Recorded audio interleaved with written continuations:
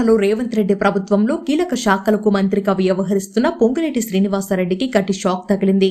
ఆయన కార్యాలయాలు, నివాసాల్లో enforcement directorate అధికారులు సోదాలు చేపట్టారు.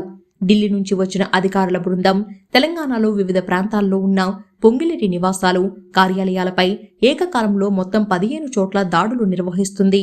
సెప్టెంబర్ 27న తెల్లవారుజామునే ఈడీ బృందాలు పొంగులేటి నివాసానికి చేరుకున్నాయి.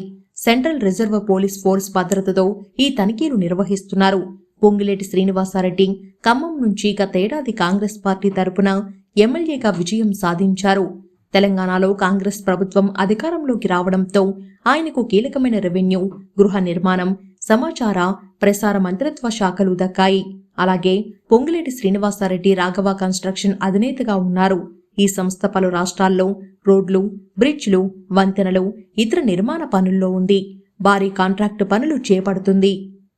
ఈ నేపథ్యంలో ఆదాయానికి తగ్గట్టుగా ఆదాయ పన్ను చెల్లించకపోవడం, మనీ లాండరింగ్ వంటి ఆరోపణలతో ఈడీ ఆయన నివాసాలు, కార్యాలయాల్లో దాడులు చేస్తున్నట్లు ప్రచారం జరుగుతుంది.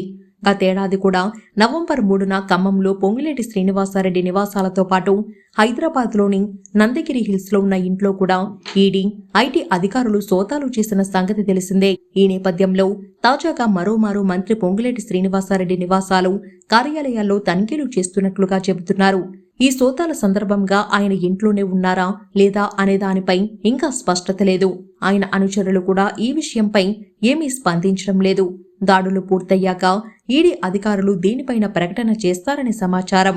కాగా ఖమ్మంలో గత అసెంబ్లీ ఎన్నికల్లో కాంగ్రెస్ పార్టీ 10కి 9 స్థానాలు గెలవడంలో కీలక పాత్ర పొంగులేటి శ్రీనివాసరెడ్డిదే కావడం గమనార్హం.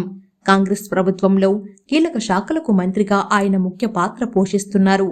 ఈ క్రమంలో ఆయన నివాసాలు, కార్యాలయాల్లో ఈడీ సోదాలు నిర్వహించడం ప్రాధాన్యం సంతరించుకుంది.